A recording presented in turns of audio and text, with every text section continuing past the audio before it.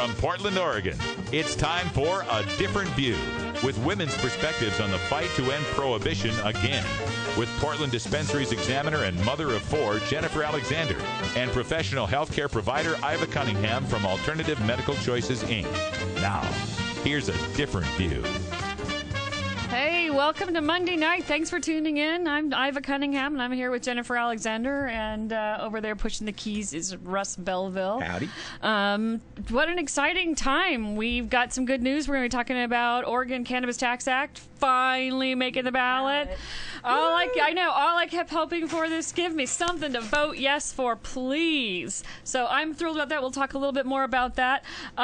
We've got hemp and cannabis potential. Jim Clark, District 1 in Oregon, he's running for District 1 in Oregon. Mm-hmm. Jim Clark, longtime activist, been working hard for as long as I've known Jim to get stuff done. And then you've got a little blunt wrap, more federal attacks on the elderly people.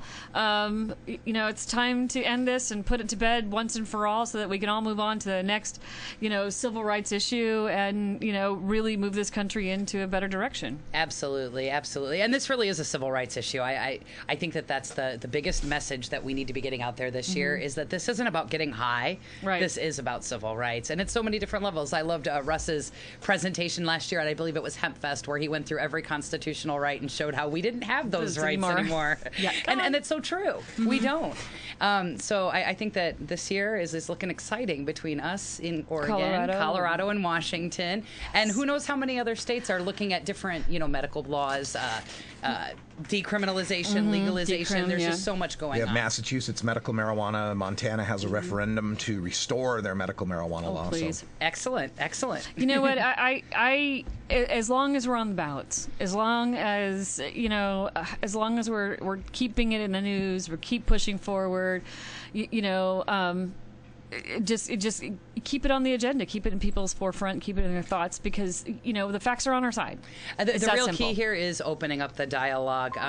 It's talking about these issues, because the more you talk about it, the more people realize what we're actually talking about. Well, and then even the people who disagree with it will suddenly stop and listen to us because they're looking for something to disagree with, and then suddenly they're like, maybe there is a little bit of logic to this argument. Right. But, so we're gonna take a quick break and come back in a minute, but I do want to throw out a little bit of information for our listeners. You can follow us on Twitter at ADV420. You can follow us on Facebook at A Different View. Correct. And obviously our show every Monday night at 8 p.m. Pacific time here on nationalcannabisradio.com. Right. And if you ever want to join the conversation, you can get us on A Different View at Facebook.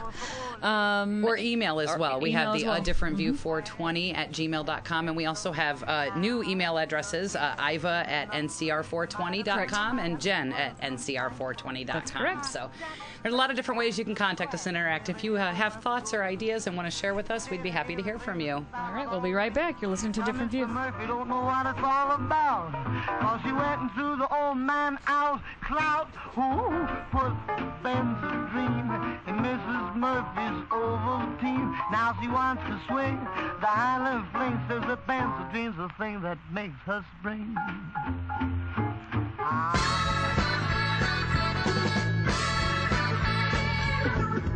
Support the Russ Belville Show. Text the word Russ to 420-420 and connect with the National Cannabis Coalition. You can also send $10 to the Russ Belville Show right from your smartphone. That's Russ to 420-420.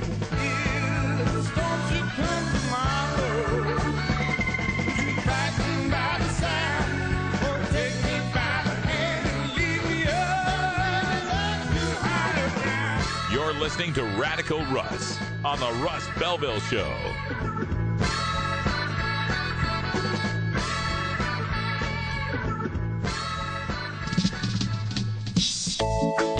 The herb is free. Babylon is not free. They just can't stand to see this little tree.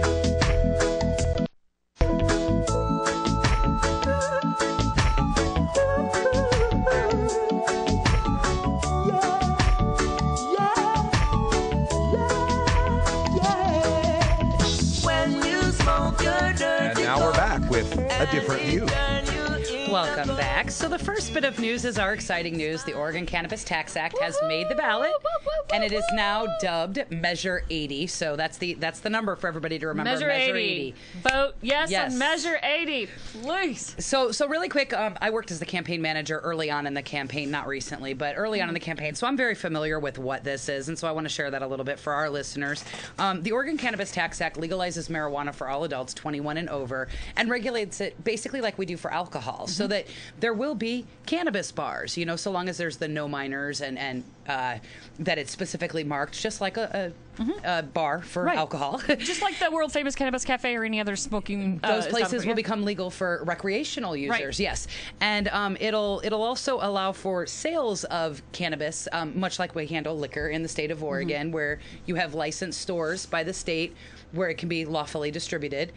Farmers, and this is, I think, the one thing that most people don't really understand, so I want to be very clear about this one. Farmers get licensed with the state. They get to decide the price of their marijuana in selling it to the state. The state is not setting the price and telling the farmer what they will pay. The farmers get to set their price. So you're going to have variations in price and variations in quality. Just like you have a wide range of alcohol products, you're going to have a wide range of marijuana products, from, the more swaggy sort of bulk sort of product to the connoisseur gourmet sort of product. Organic. I mean, there's going to be so many options. There's going to be a ton of options, and that's kind of what I'm excited about. I also am excited about it bringing back some of the strains that we haven't seen for a long time. Thai stick, some of the other different varieties that kind of get phased out now have a variety. We can bring them back, and which is another great thing about the Oregon Cannabis Tax Act. That is another one of those sort of details that a lot of people aren't aware of, is that all seeds and starts, like the little clones, are deemed hemp under the bill. So there's no regulation of that. We get to preserve those strains through the open market. This bill also allows for the cultivation and farming of hemp. Cultivation at home, you mean personal cultivation? For just hemp. Oh, for hemp, yes. That's where I was going next. But it'll allow us to grow our own marijuana at home, too, which I think is the really important thing. And NORML has long since had an article on their website that basically explains the importance of preserving this right to home grow. And I think that they really hit on it, because if you don't have the right to grow your own, then anything can happen with the regulation. But if I can at any time be like, well, I'm not buying your pot, I'll just grow my own. Right. That is the system that we want, and that's ideal in OCTA, that we can do that. Right, and for those patients that are super sensitive to different additives that people would add, they have control over that. And to be clear, it doesn't change the medical marijuana laws either. So any patient could still participate in the medical marijuana program, or they could just grow their own without that oversight. But why would you want to? Well, there's a few different reasons, actually. OCTA specifically allows pharmacies to sell it at cost. So if they wanted to buy it through that system, they can still take advantage of the medical aspects of everything by getting that doctor's recommendation, going to a pharmacy and buying it tax-free. Right. Which is huge. That's something that our community has long called for, with any sort of a regulated structure, is for it to be a tax-free thing when it's for medical only. And then, as you were saying, it legalizes industrial hemp, which is huge for me. I'm so big on hemp. It's huge for this environment. It's huge for this economy. It's huge, huge, huge. Hemp gets downplayed a lot. Because we talk about, prohibition in usually, a linear fashion when we talk about consuming marijuana, but not necessarily in hemp and hemp farming and what it can do for the environment, what it can do for the economy, what it can do for this country. Well, and I think that's actually one of the things that I've been noticing since OCTA has made the ballot. There's been a lot of media coverage, and you can tell that even the media is confused about the economic potential for hemp and the economic potential for psychoactive cannabis. Right. The bill estimates that we'll bring in 140 to 300 million in revenue from the sales of psychoactive cannabis. That is not hemp. That is only the psychoactive cannabis. Hemp sales, on the other hand, the sky's the limit. There's so much that we can do, and because it prohibits regulation of hemp, this opens up an entire a whole new world. We can do hemp construction, we can do hemp plastics, we can do hemp houses, hemp cars, hemp paper, clothing, food, fuel. I mean, on and on, just like everything. Well, I'm just talking. Does the bill allow, Jennifer, for other preparations like hashish or oils and things like that? Actually, there's a specific license for processing of cannabis. Okay. So farmers could get that second license and process their own cannabis, or individual parties could process cannabis, so and they would just get the distilleries quantity. or whatever can process their own. And it could be oils, it could be edibles, it could be just any tinctures. The list goes on and on. I do have a question on that. With the individual processor or individual processors can process cannabis into hash or whatever, where would they get this cannabis from if they weren't growing themselves? Because they can't. The growers can't sell to anybody but the state. It looks like there could be two possible ways. One is that they would grow and process their own cannabis, which I think is probably the most likely way, because you're going to want to have those very specific ingredients when you're processing. So I'm thinking the most likely way is that they would farm their own for processing and then continue on to process it. But it sounds to me, the way that it's written, that if I just wanted to process cannabis, that I could get it from the state in bulk if I'm one of those license holders for that purpose as well. So I think that there's a couple of different potentials in how they could do that. Nice. And then when it's sold in these state stores, I mean, that could be me too. Maybe I just like the idea of running a cannabis store. I can get licensed with the state, open up my store, and I can retail these products. And the way that it works is that 15% of the commission basically goes back to that store owner to cover, their costs and their salaries, everything, and then the rest of that goes back to the state in order to handle, the fees that are included, for the OCC, and then to pay the cost that they paid the farmers. So thank you for mentioning that. The OCC, now the Oregon Cannabis Coalition. Commission. Commission, excuse me, not coalition, sorry.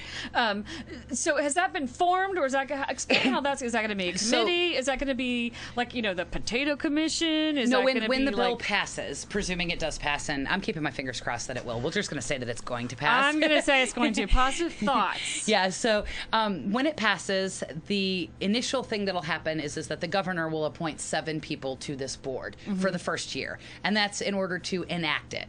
After that first year, the governor will appoint 2 members to the Cannabis Commission, and then the license holders, which would be the farmers, the distributors, and the processors, all have a vote. Only those 3 categories have a vote of who the other 5 people are. And that sort of means that the industry is choosing people to oversee them, which is a good thing, because they're going to have mandates on what they have to do. Right. So they're not going to be able to do anything that they want. But at the same time, these are going to be people that are familiar to the industry and understand the ins and outs of what we're regulating, so that the regulations will make sense and they will be well-founded. Those people will stay for 1 year, and they'll be elected every year. Okay. And then, so those 7 people are then in charge of, establishing the rules, overseeing the license issuance, enforcing, any of the rules, just like the Liquor Commission does with alcohol. Right. Where's the checks and balance of that, though? Every time there's a commission that rolls out, I always like, okay. Well, the fact that they're voted in every year by those people that they're overseeing, I mean, again, you're going to want, particularly with the current state of cannabis in this entire country, you're going to want people friendly to the cannabis interest. Sure. Now, the legislature can change this at any time.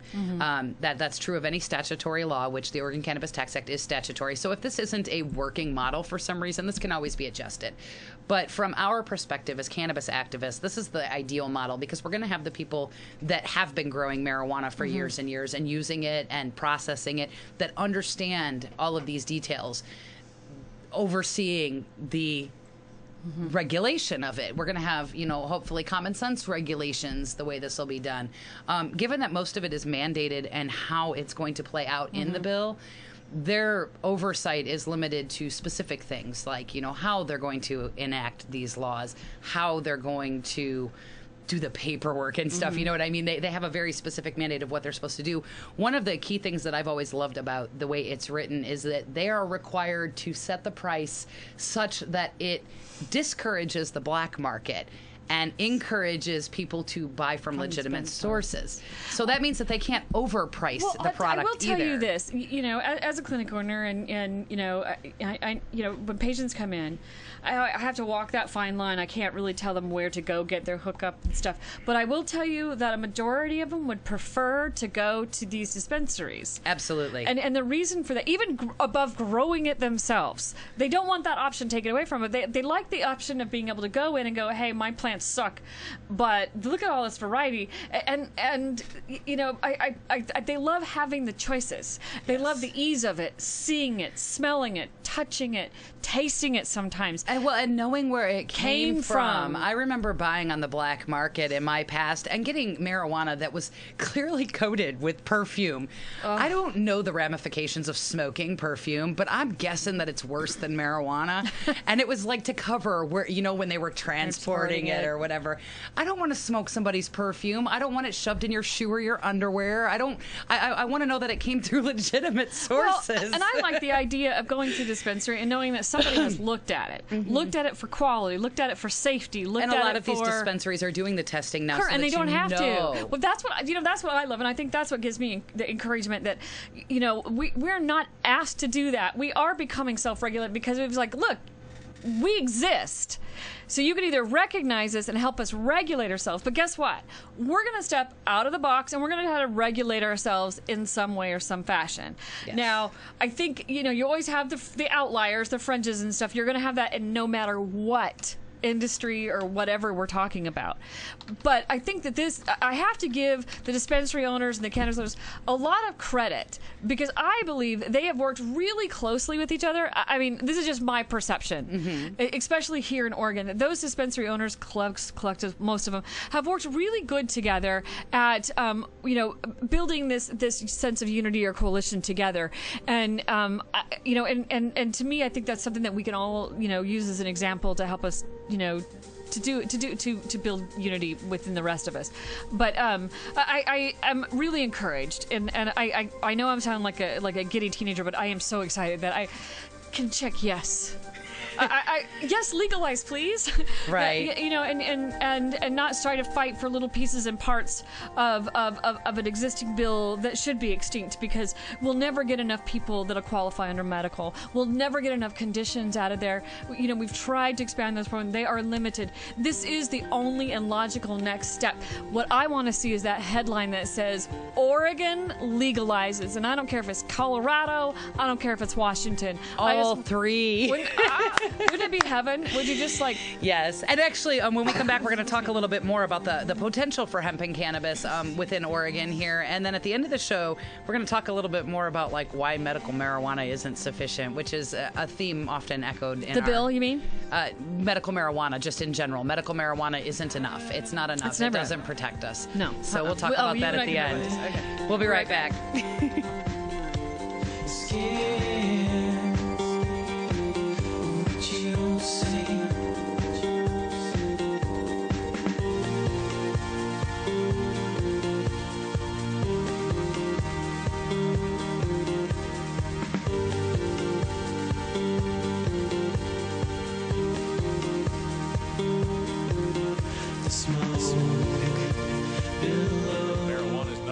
Legalize itself.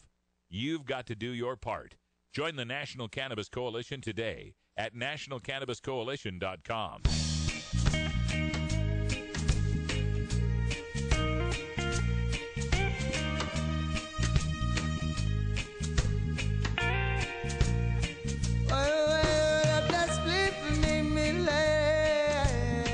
The meditation on the brain, you know we like it.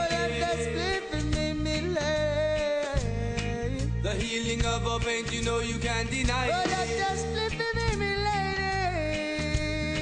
Burn it up if you really, really never try it. Roll up them weed and yes, we taking another kind.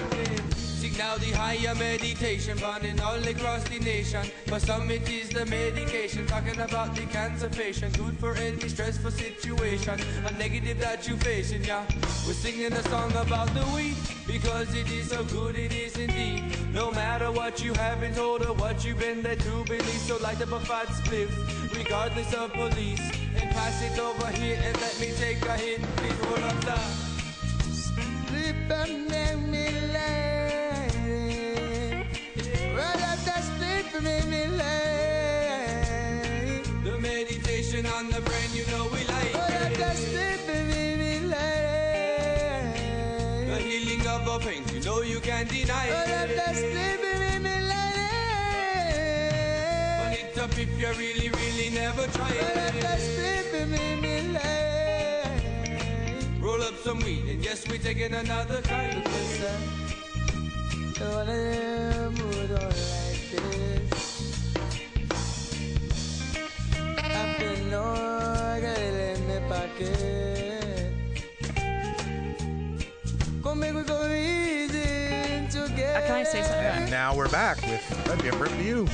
Thanks for listening. Well, I'm really excited about the Oregon Cannabis Tax Act. I think it's going to change. It'll be interesting to see what it does to the community after it's legalized. There's always unintended consequences, and the best laid plans. I'm not even going to try. I wanted to say I'm working on an article for the Portland Cannabis Examiner, and I've been working on it for about a week now since I heard that Octa made the ballot. I was reading one of the Oregonian articles where they had interviewed Sheriff John Trumbo, who I like to say is the second most reefer mad person in Oregon. The first one is Tim Freeman, who is a representative who's almost single-handedly responsible for the fee increase. So I don't know about what's his name, Josh Mark.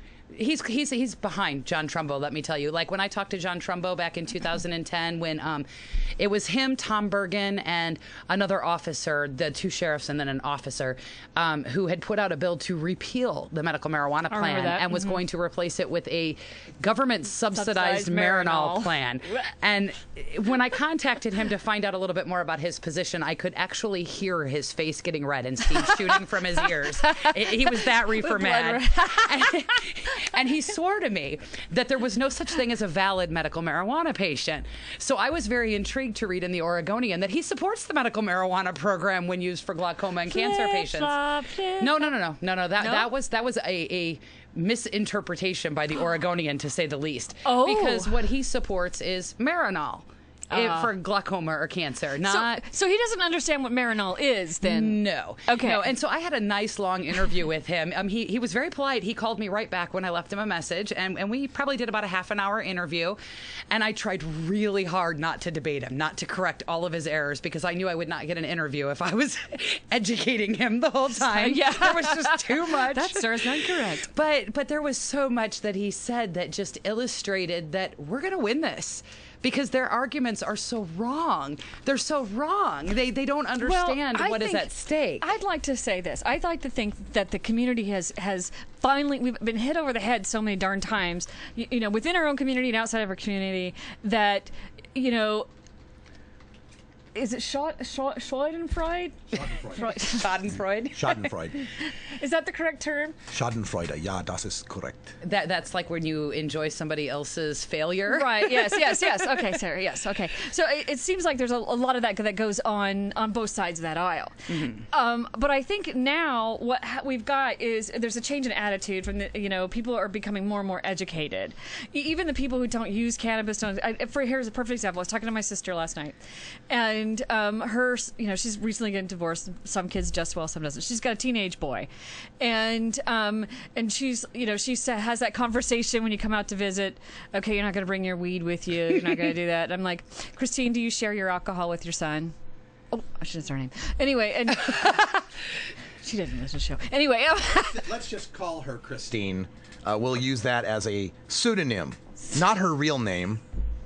You're no good at this, Iva. Anyway, so she has that long conversation, lecture about me, and I'm thinking, but then as we're talking, I realize that she's even changing her attitude. Mm-hmm. And I go, I will educate him as a teenager, whom, in my view, is not prepared or responsible or old enough to handle the responsibility of any drug. And I said, but the thing is, Chris, is that every drug that you put in your house, that you bring in your house, is going to cause any type of euphoric or psychoactive effect, is going to be appealing to a teenager. Period. No, exactly. And so she goes, you're absolutely right. And she goes, not only that. And then she started to say something that I always say. She goes, not only that, but they're really, educated about Google and research, and kids are becoming.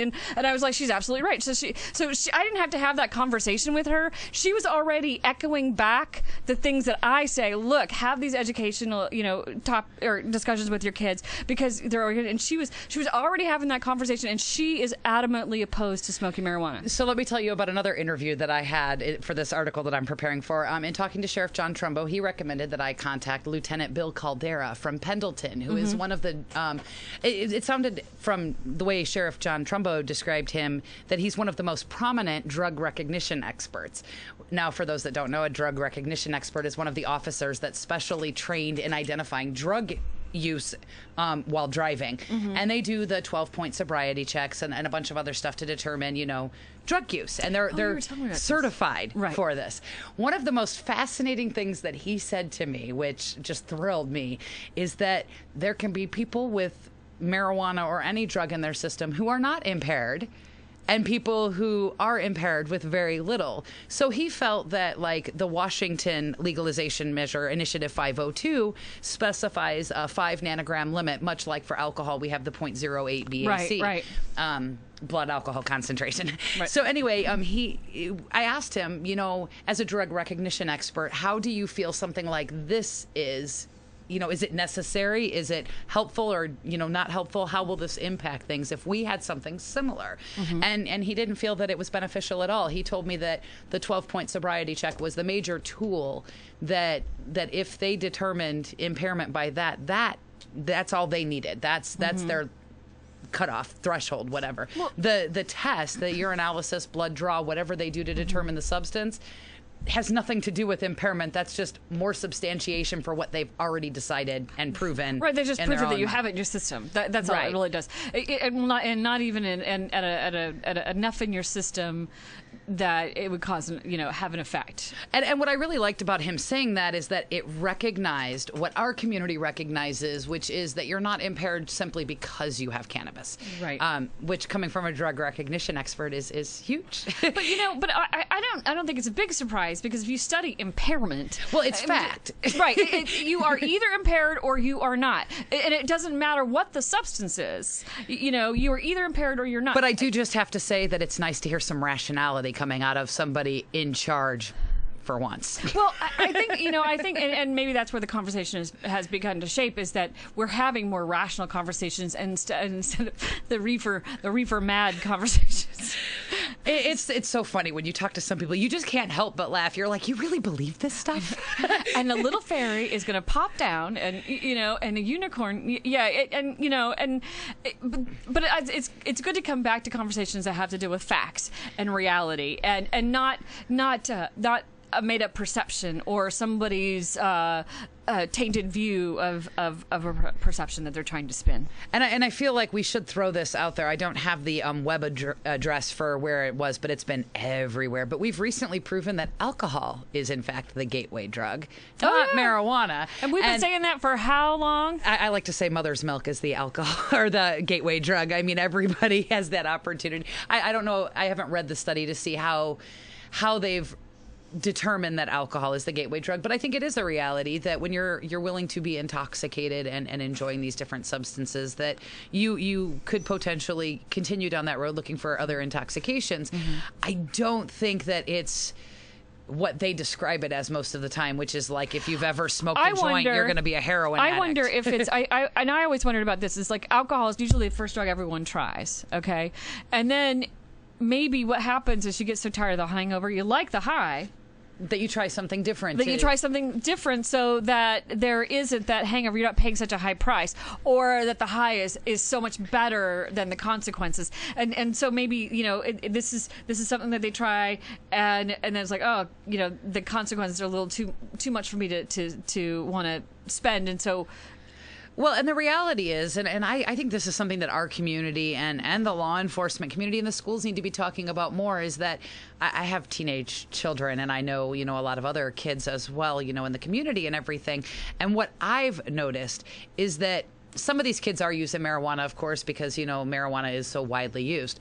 But the real key in what kids these days are doing is that they're using not just things like spice and bath salts and things like this, which have recently been the talking point for federal officials.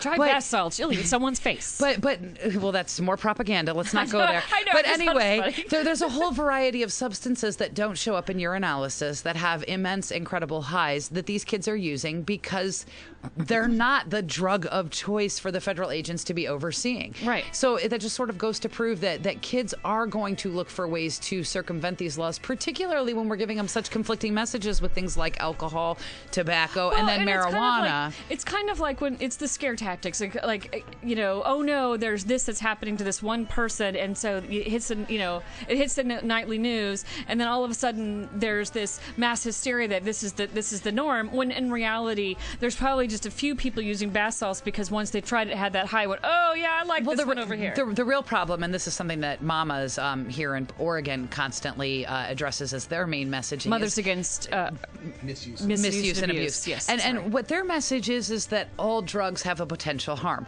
All drugs, prescription drugs, over-the-counter drugs, alcohol, tobacco, marijuana, and so would I. And that is the message that we should be giving our kids, but instead we give them conflicting messages that if it's legal, it's safe. So when they can go buy canned air at the grocery store, or the prescription drugs in their medicine cabinet, or glue, they've been convinced, and not just them, their parents, their grandparents, their aunts and uncles, their peer groups. They all think it's safe, and that's the problem, is that we're not actually teaching them facts. We're trying to scare them away from certain drugs and push them into doctors' offices to take these other drugs, and we're giving mixed messages. And that's why I always say, have that conversation about each and every drug and its reaction and its consequences. Every single one. I don't care if it's Benadryl. I don't care if it's, Tylenol. Sugar. I don't care. Right. Have the conversation because, like you said, every drug can be harmful. Every one. You're listening to A Different View. We're going to take a quick break, and we'll be right back.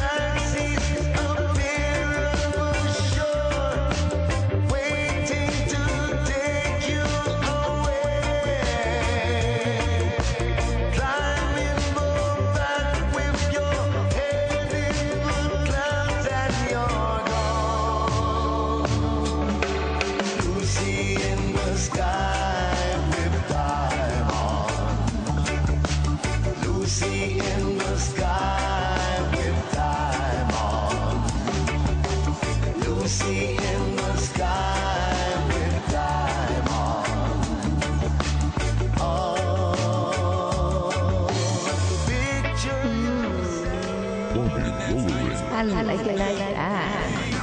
Well, I don't know what you came to do, but what we came to keep the funk alive. Oh yeah, we're definitely keeping the funk alive here at National Cannabis Radio. This is Big Daddy Fink, and I want you to join me at the Funky Roller Rink, where it's always a funky party, y'all. Every Tuesday night at 11 Eastern, 8 Pacific. Keep it funky, keep it funky, keep it funky, keep it funky. Hear this.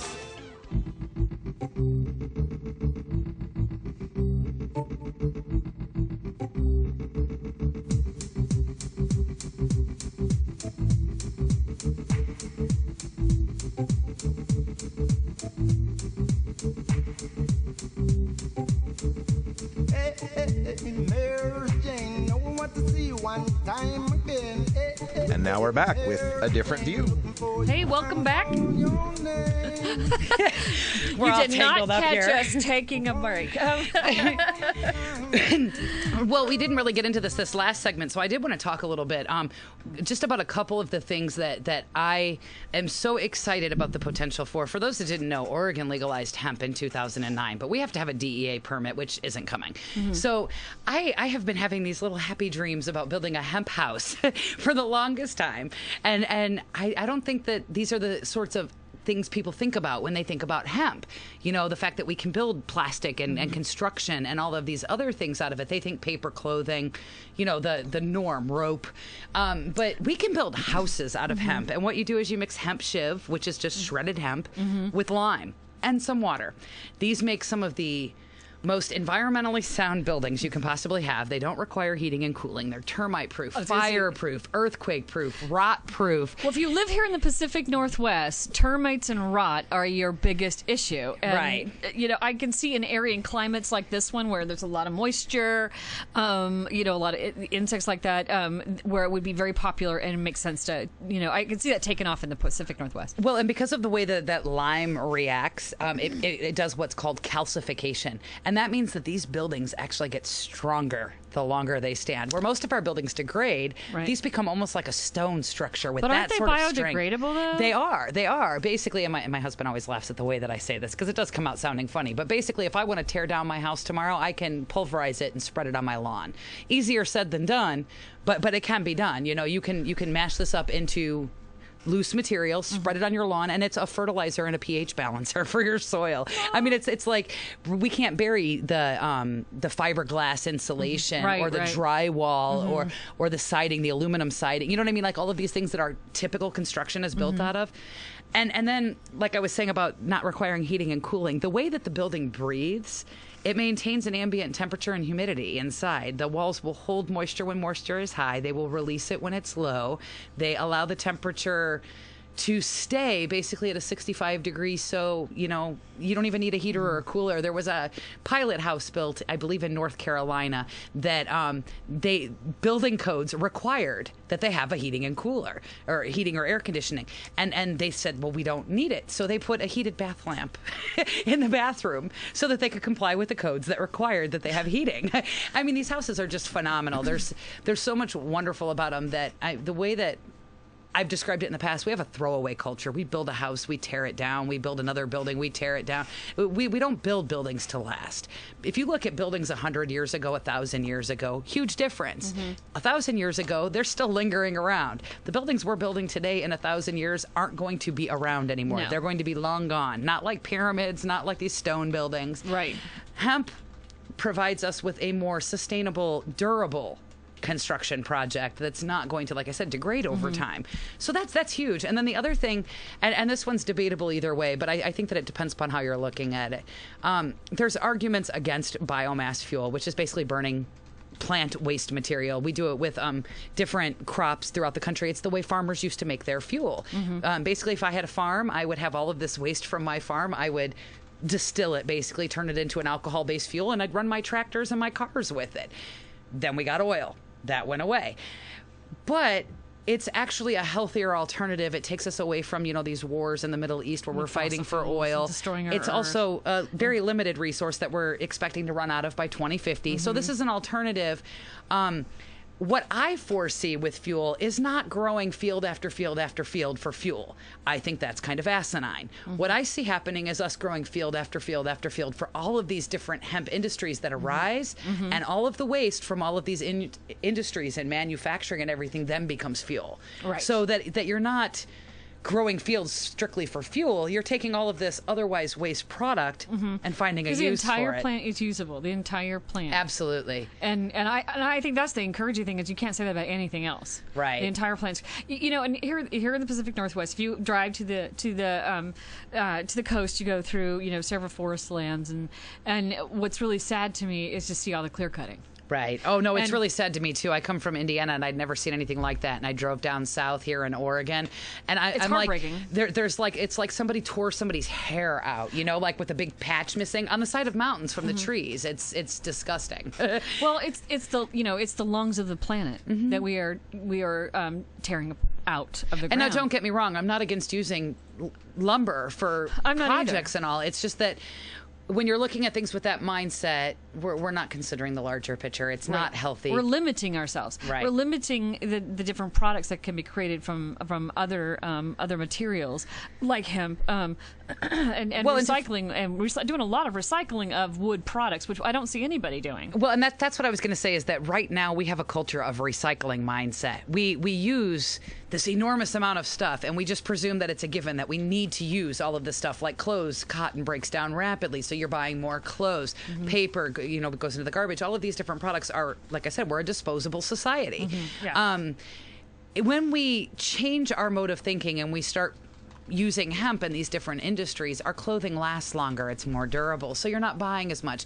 Now, maybe that's a negative if your whole goal is to see a growing clothing economy. But I mean, people are going to buy them still. I'd rather have still durable. buy clothes whether they need them or not. I think that when we switch our mindset to going to a more durable economy instead of a throwaway economy, that we'll have a more stable economy. And I think that is enormous. And I think that these are things that hemp can provide that most people don't really think too much about because they there's this mindset that marijuana's the miracle plant. It'll solve all the world. And it's not. It's not. Let me be clear. It's not. Right. However, it is an obstruction to us solving a lot of these problems that we are not taking advantage of. By keeping it illegal, we just do not have these terrific options that minimize the damage that we're doing, that simplify our lives, that allow us to be more sustainable and environmentally friendly. To me, it's just a better choice than what we're using right now. Just like it's a better choice than alcohol, it's just a better choice than using lumber or other plastic materials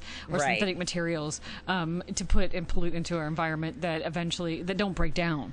Well, and when you look at cotton, it's an enormous amount of pesticides and fertilizers and soil damage that's done as a result. And, we could go on all day about what those pesticides, those unintended consequences of mass producing that product and what it's doing to our bee population, which is affecting our food population or our food production.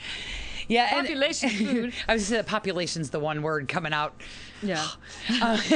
No, and the other thing that is true for all plants, but our society is become an industrialized world too. We don't know as much about agriculture as our ancestors did.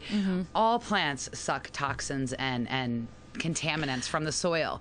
And hemp is one of the most efficient ones. Does not frighten you? And I think maybe that's part of why a lot of people are really excited about hemp coming back, is because it does return us to our farming roots. It does return us to that, and it saddens me that there are kids. I'm encouraged by the urban growth, like your friend does the urban gardens, but it does frighten and sadden me that people don't know how to produce food for themselves. I was going to say, and you guys, I would appreciate this being from Idaho, the land of the potato, that Joel Salatin wrote a book. I think I've talked about it before. Everything I Want to Do is Illegal, talking about his farms, Polyface Farms, and then there's a couple of other books, along that same vein. And in one of these books, they talked about how most people don't know that potatoes grow in the ground. Now, potatoes are a staple of the American diet. Between French fries and baked potatoes and mashed potatoes and you name it, the potatoes are everywhere. Most people have no idea that you got to look under the dirt for that. They don't know what a French fry looked like before it became a French fry. And that's scary. That's scary because we really don't know where our food is coming from. And it's not like we don't know which store it came from. We don't even know how to grow it. Wow. Well, and that's sad. And if we ever got to that point where we didn't have, the trucking systems or the transportation systems to ship food and that sort of thing, who knows what could happen. Zombie apocalypse. Face eaters. But I guess really, I think it's important to our survival. I think it's important to our culture. I think it's important to our society to know how to produce and grow food and understand, our environment from a plant's perspective. Not just for the ability to be self-sustainable, to feed your family and that sort of thing, but to really educate yourself on how to be a healthy community. Right. And a lot of that starts with what we put in our body and what we put on our earth and in our environment. And I did want to, we're going to end up cutting to break before too long here. I wanted to throw out a quick shout out to Jim Clark. We mentioned him in the opening, so I want to divert a little bit to there. I want to say first off, Jim Clark is a longtime activist here in Oregon. I believe he came from California, originally moved up here to assist with implementation of the medical marijuana law, and has kind of stayed since as a true blood Oregonian. He's running for Oregon's District 1. One of the things about Jim that has impressed me the most is that he has liver issues and was on the waiting list for a liver transplant. I believe he still is. I don't believe that he's ever gotten a transplant yet, right? No. So he has gone without the use of medical marijuana for something like 6 or 7 years now, simply because he doesn't want to be kicked off that list. Right. He has prominently worked in our community to help other patients with Oregon Grain Free. He draws a lot of attention to that one issue right there, that state-sanctioned murder. Yeah, and he's an older guy, very well aware of the laws in Oregon, particularly this issue, but a number of other laws as well. I've heard him talk about a number of different issues, and he's well informed and well rounded in his understanding of the politics of Oregon. And he's running against Representative Krieger, who is not friendly to medical marijuana. This is from Curry, Coos County, and then it's got a tiny little corner of Josephine and Douglas County. So we're basically looking at the southern Oregon coastal area. This area is again, one of the most reefer mad areas areas in Oregon. So this would be a huge win for our community, and it's looking very promising for Jim. So for Oregonians, I'm definitely saying, vote for Jim Clark there in District 1. Mm-hmm. But for everybody else, I'm saying, look at him as an example. This is what we need to do. You need to take back our government. Right. And get involved at whatever level. Yes. And just everybody can do this. I mentioned it before about the people within the parties being a great way to start, but get involved, become aware of how your laws work, run for office, and take over so that we can change it from the inside while we're changing it from the outside with the Citizens Initiative. Very good. We'll be right back. You're listening to A Different View. Shaggy make the round. I'm getting high. I'm getting high. I'm getting high most all the time. I'm feeling dumb. I'm feeling dumb. I'm feeling dumb just to ease my mind. Now some folks holler and make a fuss, but I don't mind. In fact, my mind's made up. 'Cause nothing ain't better than smoking what I like to smoke just to ease my mind. The law offices of Omar Figueroa would like to remind you to stand up for your rights. Please do not give up your precious liberties. There's nothing wrong with standing up for our constitutional rights, and in fact, it's the only way to honor the Constitution that recognizes our natural rights. Treat law enforcement with respect and respect the Constitution by standing up for your rights. If you are detained or arrested, stand up for your rights by repeating, I respectfully invoke all my legal and constitutional rights. I do not consent to any search and seizure. I want to remain silent, and I want to speak to my attorney, Omar Figueroa. Omar Figueroa has more than a decade of experience in federal and California courts and graduated from Yale University, Stanford Law School, and Trial Lawyers College. Please contact the law offices of Omar Figueroa at 415-489-0420 or 707-829-0215 or on the web at www.omarfigueroa.com.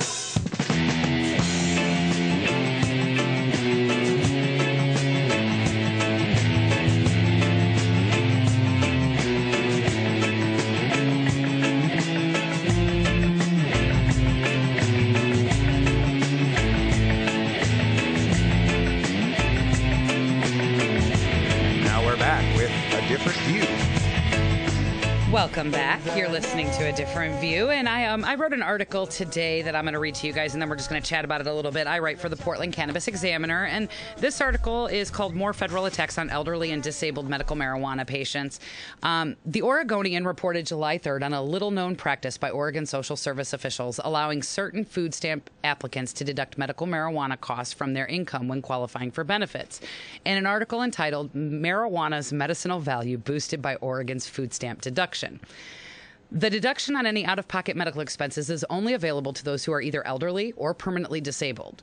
While the headline referred to the government nod to pot's legitimacy that thrills Oregon medical marijuana patients, using the keywords medical marijuana, value, and food stamps seemed to give the impression that patients were pulling a fast one on the federal government, bilking them out of additional food stamps that they were not authorized to receive. Within 9 days, another article ran in the Oregonian entitled Oregon Kills Medical Marijuana Deduction for Food Stamp Applicants. In this article, the same author, Noelle Crombie, reports that the U.S. Department of Agriculture issued a nationwide memo to regional directors of the food stamp program demanding that they no longer allow the deduction and update manuals to reflect the change. The Oregon Department of Human Resources states that they will, quote, identify all recipients who previously submitted medical marijuana deductions on their paperwork and work with them to make corrections to their eligibility and benefits. The real issue, however, is only glossed over. Much like the 2011 medical marijuana fee increase, which disproportionately affected the elderly and disabled who live on fixed incomes, this federal crackdown only affects the elderly and the permanently disabled. This small group of patients is allowed to deduct the costs of their prescription medications and other medical expenses that are paid out of pocket. Many of those in this category rely on the additional $50 to $60 in food stamps made available by allowing their medical deductions. While the federal government allows the deductions in income on out-of-pocket expenses for prescription drugs and a variety of other treatment options available to the disabled and elderly, medical marijuana must be handled differently due to the conflict in federal and state laws. And while a strict interpretation of the law does support the stance of federal officials disallowing these deductions, J. Herbie DeFonso, a professor of law at Hofstra University in New York, is quoted in the Oregonian identifying the crux of the issue when he states that, quote, "The deduction is a bread and butter issue for sick people who rely on pot." From a government who insists that they are not targeting the sick and disabled, this is yet another instance where the federal government has used a memo to exert their authority and to threaten the stability of anyone who dares use medical marijuana for their ailments.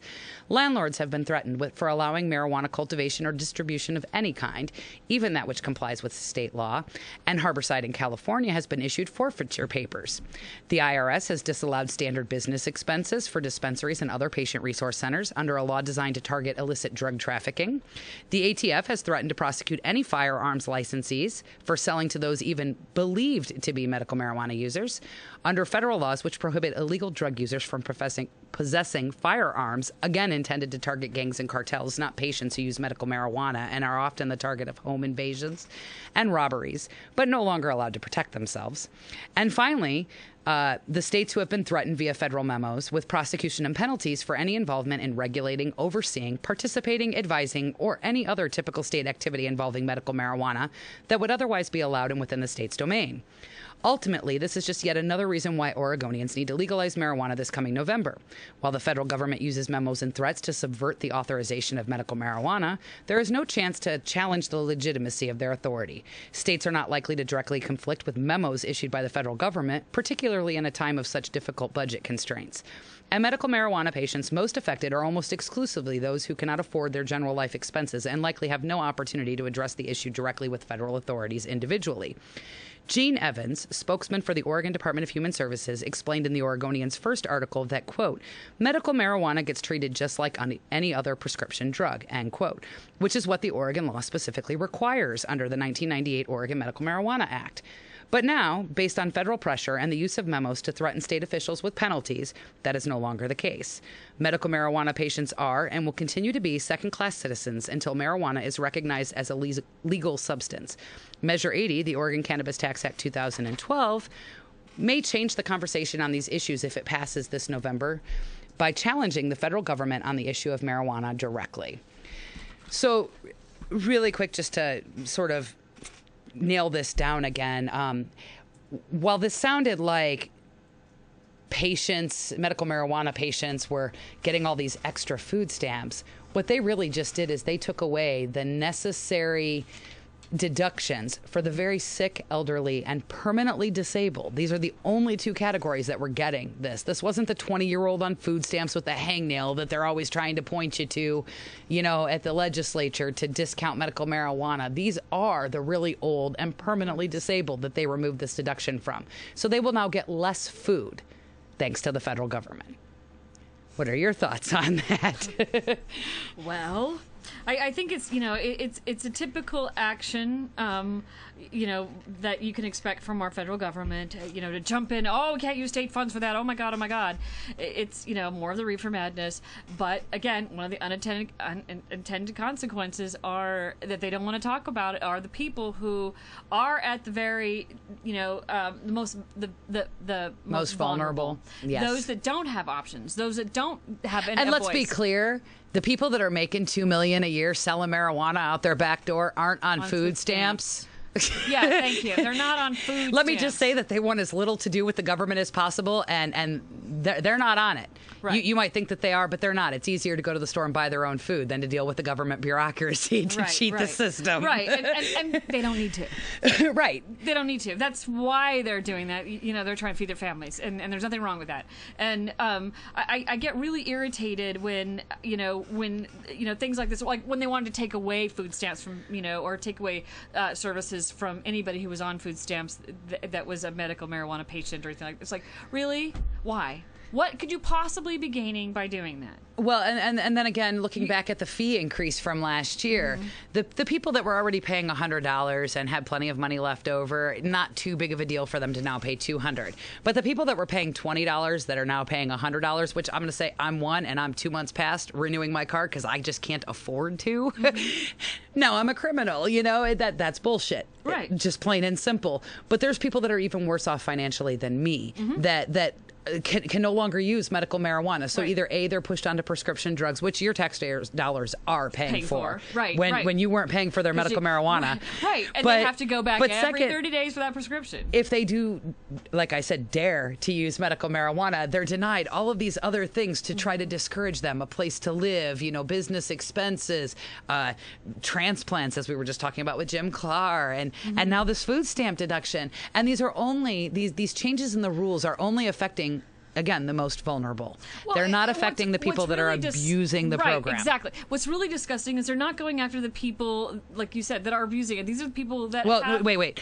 Abusing. Right. Let's be clear. There's quotes there. Abusing. Yeah, okay, thank you. Yes, because there's a lot of things that are just not abuse that the state likes to point. But right. But these still are people who depend on these services. Right. Who for a lot of these people, this is the more affordable choice, using cannabis as opposed to prescription drugs. Right. For not just financially, but and the more viable option for their lives. So many people that were bedridden on so many prescription drugs that they couldn't see straight are now living lives because they have medical marijuana and they can function and go to work and be part of and interact in society in the communities. Right. It doesn't make sense to punish people who already feel punished. Right. Exactly. Because if you feel like the dirt is kicked in your face all the time, and you're poor, and you don't have a lot of options, and the government's against you, and you find something that works, and they want to kick dirt in your face again,